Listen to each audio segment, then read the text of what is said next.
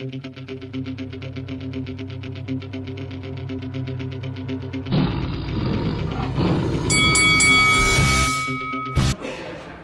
this is Frank Warren. You're watching Lights Out. This is Faisal Khan for Lights Out, and delighted to be joined by Mr. Archie Sharp over Zoom. Archie, it's been a while. How's it going? Yeah, it's been a while, mate. Everything's going well, thank you. All good, all good. How are you? Yeah, very well. Thank you for asking. Obviously, boxing's back in business now. We've had a couple of shows. We've had a few blockbuster fights over the last couple of weeks, but we've yet to hear any news from yourself. What can you tell us about potential fight date, and just tell us about how training camp's going and about a potential next opponent for you? Yeah, so hopefully I'll be back in the ring end of May. That's what I'm aiming for. Obviously I picked up a little injury in that beginning of the year, which set me back. So, but now we're through that. Should really start my camp from today, really. I've been training, ticking over. But like I said, I want to be ready for the end of May. So I'm going to start up in it from now. And I'm going to jump straight in. I'll have another defence, I think, of the WBO European. And hopefully if we can add another title on the line, even better. But be big fights. So I'm interested in this year, really, mate. To be honest with you, just big fights. Yeah, 100%. Good to see that you're targeting these big fights. I know 2021 is promising to be a big year for yourself and for most of Frank Warren and his, up and coming fighters. We've seen a good few shows. Last two shows during the weekend were pretty good. What was your thoughts on the shows, the fights like Willie Hutchinson, Lennox Clark? What did you make of that header weekend? Yeah, so it was a very good good weekend of boxing, wasn't it? Very good. I was at the show on Friday, and then Saturday we had the show, obviously, with Hutchinson. It's a shame, really, because I know Willie Hutchinson well, and I think he's a great fighter.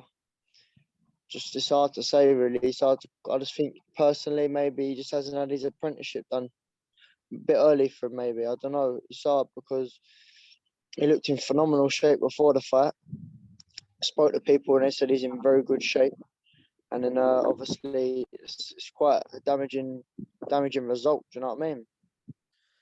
I mean, in terms of experience-wise, I think Lennox Clark, I think he had 5 or 6 more fights than Willie Hutchinson. Do you think perhaps maybe the fight come a bit too soon for Willie Hutchinson, or do you think it was made at the right time?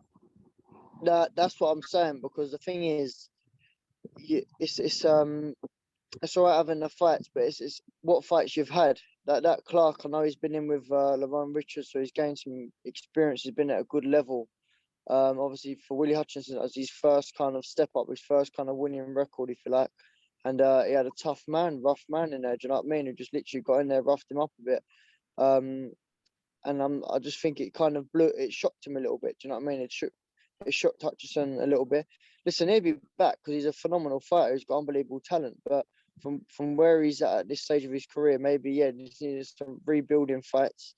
And listen, that Clark is obviously he's a good opponent. Do you know what I mean? So it's, yeah, we'll see when he comes back. But like I say, he's a great fighter, Willie Hutchinson, and Dominic Ingle up there. They've got the experience. They know what they're doing. It's just unfortunate to see, really, because I like him. He's a good fighter, and it's just unfortunate, really. Archie, what was your thoughts on Dillian White's win over Alexander Povetkin? Did you manage to watch that? I've never watched it. I've just seen highlights. But to be honest with you,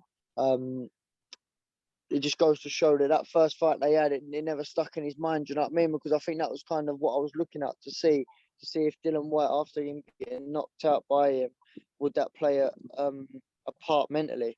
But he obviously never. He got in there, got the job done, and finished the fella. So fair play to White. He obviously done what he needed to do, and he looked good doing it. As a fan of that heavyweight division, which everyone is right now because it's the best it's been for a very long time, what would you like to see Dillian White do next? Because there's talks of him perhaps fighting like a Deontay Wilder, or maybe even an Andy Ruiz. Given the position that he's in, he's not far off a world title shot as well. But we all know Fury and Joshua are scheduled to fight each other twice this year. What do you think is the next best move for Dillian White? Yeah, just being in that mix with them good fighters. Wilder, I think it's a great fight. And also, like you said, Andy Ruiz. And it's interesting to see how Andy Ruiz comes back now he's at the Canelo camp, because he's in some good shape over there. Yeah, 100%. Well, either way, exciting times for that heavyweight division, that's for sure. Archie, a couple of weeks ago, or maybe just about a month ago, you had a bit of back and forth on Twitter with Shakur Stevenson. It's a fight, Yep. obviously, you've been very interested in. Just talk to us about what happened between yourself and Shakur over Twitter. Yeah, so I was chatting to someone and they said that obviously he's had a little bit to say back. And I just said, look, at the end of the day, Shakur Stevenson is mentioning he wants this world title, and obviously I want the WBO world title. So let's get it on. Let's get it on. They're the fights that I want. So it'd be interesting to see what the next steps are, because Frampton and Jamal is this week. Well, it's fight week now for them. So, and I do believe Shakur is mandatory for that fight. Obviously being the featherweight WBO world champion before. So if he is, and if Jamal ends up going, Jamal Herring might even go up to lightweight. Let's see if he beats Frampton, Frampton might retire. So if that's the case, then that will go vacant. So why not me and Shakur get it on for the vacant WBO? A very, very exciting fight for the vacant WBO European. The WBO super featherweight title. We'd really like to see that. And of course, as you mentioned, this weekend is Jamal Herring versus Carl Frampton. I've just been watching a few weeks of Carl Frampton training. How do you think that fight pans out this Saturday night? I'm very intrigued to see how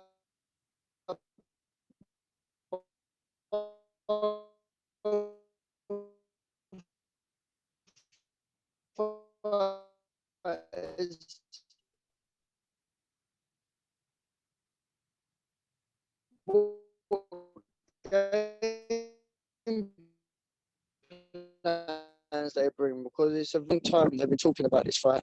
It's been interesting to see how they will cope with that. And I think this is his kind of final shot when he brings back to his boxing. I just think he outboxes Frampton.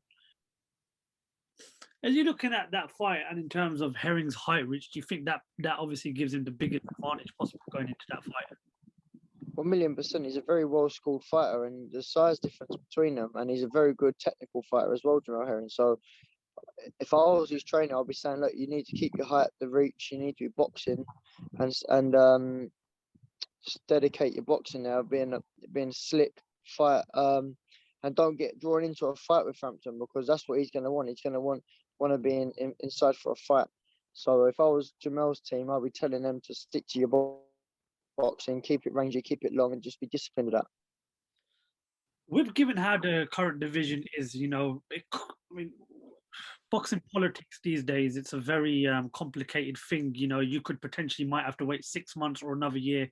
It's just how the sport works, but there's still good fights for you, obviously, in terms of the British domestic level. There's been a lot of talk in the past about yourself versus Zelfa Barrett, but there's also another name that's up and coming, and they've mentioned his name quite a few times now, in Joe Cordina. He fought a few weeks ago, got the win. What's your thoughts on Joe Cordina and that potential fight between yourself versus him, maybe on perhaps the undercard of Fury versus Joshua when it does get made? Yeah, see, I know Cordina. I've done many rounds with Cordina, and Martin Waldo for the match room there. Cordina's a very good kid. It's interesting to see what path he's on, because I know he's IBF, so he'd be chasing the IBF world title fight, I suppose. But listen, if them fights obviously come to me and it's a business, and they offer me the right money and for the right things, and obviously these fights can happen. Like I've said, I don't avoid no fighter. But I know Wald and Cordina very, very well. And if they offer us the fight, then for the right money, of course it's going to happen. But I can't see them happening anytime soon. I think Cordina's got his eyes set on the IBF. Same with Wald. I believe he's got an eliminator coming up, Wald. So yeah, same as Zelfa Barrett, really. But look, Zelfa Barrett really needs to kind of redeem himself with that Kiko Martinez fight, I believe. I think he should redeem that, and because it's a bit of it's a bit controversial, that win. Do you know what I mean? It's very, very close. The scorecards show different, so I'd be interested. I think it's only fair to give Kiko that rematch. I've always wanted to ask you this, Archie. You've just never really got around to it. Obviously, you're at super featherweight right now. I suppose you could be there potentially throughout maybe the next 18 months, 2 years. But we all know the division just above that is very exciting because of the big talent that's coming through. I mean, has that ever crossed your mind? Maybe one day, perhaps going up to 130 and having a crack at the likes of the Teofimo Lopez, Boys. Ryan Garcia. Is that something that one day you're going to look to do, which is move up to lightweight? Yeah, more so lately because I'm starting to pile the weight on now, like in good ways. I'm a strength and conditioning coach. My training is very good at the minute. Now I'm at Al Smith's. Things are kind of falling into place lovely, and I think I've got another year to clear up the super featherweight division at max. And then I will probably look to moving up to 130s for sure. I'm only 20. I'm 26 in April, so I'm still young. But yeah, I could definitely do 130s. I've got the height. Like I say, I'm starting to fill out a lot more recently. So I've got a few things I want to clear up in the super featherweight division. And yeah, definitely look to 130s and mix them with the big boys in 130s because I believe that's where I should be. Yes, well, fingers crossed. I mean, another very good name to add to that exciting division. And if when it does happen, Archie, who is the first name you'd like to get in the ring with? Because you got Lopez, even Lomachenko, Haney, Garcia, Tank. There's so many exciting names in that division. Cambosis as well. Who's your ideal first opponent to have a crack at a lightweight? I'd say Lomachenko because everyone's asked me in the past, even before turning pro and whatever else, I've always said what's your dream fight, and I've always said Vasyl Lomachenko, and I do believe if you box Vasyl Lomachenko, and don't rush him, he's beatable. Do you know what I mean? Lopez showed that. So, and I believe if I just stand back and box Vasyl Lomachenko, I've got all the tools in the book to beat these fighters. Well, again, we'd love to see these fights, and hopefully one day, fingers crossed, you might make that jump up to lightweight, and who knows what could happen. I remember when we first interviewed you, one of the guys you spoke very highly of was Billy Joe Saunders. We all know he dares to be great in his next test against, the pound for pound king in Canelo Alvarez. It's a big task for Billy Joe Saunders. A lot of people reckon that he's got the tools, but just because of how good Canelo is right now, it's just a big ask. Now, what's your thoughts on his fight with Canelo Alvarez being the away fighter? What has he got to do to beat the great Canelo? He's just got to stick to his boxing and just be slick like he always is. Obviously he's gonna have to be his best. He's gonna have to be at his best performance to beat Canelo for sure. I don't know if you've seen it yourself. I seen a photo of Billy Joe. CJ was out sparring Billy Joe in camp, and he said he's in phenomenal shape. He looks really well, probably the best he's been in his whole career leading up to this fight. So that's what interests me to see how good Billy Joe. If Billy Joe comes out how Billy Joe can at his best, then you've got a very, very good fight on your hands. Very good fight. Does it worry you the fact that obviously he's the away fighter, and we know most of the time it's very hard to get a decision over Canelo? And in one of his previous interviews, he said, before the fight starts, I know for a fact I'm already 3 rounds down. Yeah, well, look, at the end of the day, he goes out there and they rob him out there, then everyone knows the truth, didn't they? So I know he probably ain't got the win, but it's same with Deontay Wilder and Fury. Everyone knows the first fight that Fury should have won that fight. So the boxing people know, and it's not hard to see. They rob him. It's just not fair, is it? But at the end of the day, it does happen in this boxing game, and I think always got to concentrate on doing it out there. Just going out there boxing his best. Don't worry about being 3 rounds down and whatever else. Just go and do your best and go and get the win. That's what you've got to concentrate on. But yeah, you have got to win big when you're fighting away for sure. But what can you do? The odds against you at the start. Just got to go out there and just go and put the biggest show you can and win it back. A few weeks ago, the announcement was made that Tyson Fury and Anthony Joshua will fight each other. There's a 2-fight deal that had been announced. We're still waiting on venues and dates, so you could say it's moving in the right direction. You said before you back Fury all the way. Given Joshua's last performance against Pulev, is that still your prediction that Fury comes out on top when he fights Joshua?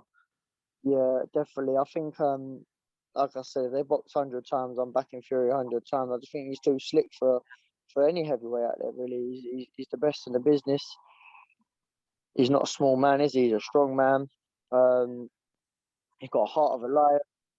And I think, yeah, he beats AJ all the time, every time they box.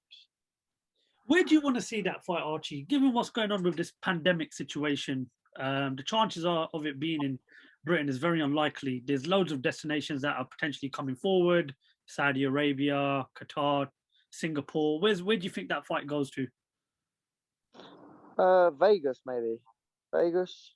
Because the thing is, as a being a fighter myself, and my dreams were to fight for a world title in Vegas, and I think that's a great Vegas show. That is definitely be nice to see it in Vegas.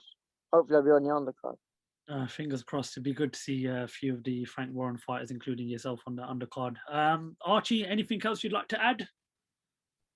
No, just stay tuned, mate. It's going to be a big year. Big year. I'm back. I'm better than ever, and I'm looking forward to putting it all in the ring and showing everyone what time it is. We're looking forward to these big fights that you're looking to be in this year. Archie, thank you very much for your time, mate. A pleasure as always. Hope all is well and good with the family, and we'll look forward to hearing from you soon, mate. Yeah, God bless. Thanks for having me on, mate. I appreciate it. Pleasure's all ours. Archie Sharp, thank you very much for talking to Lights Out. Take care.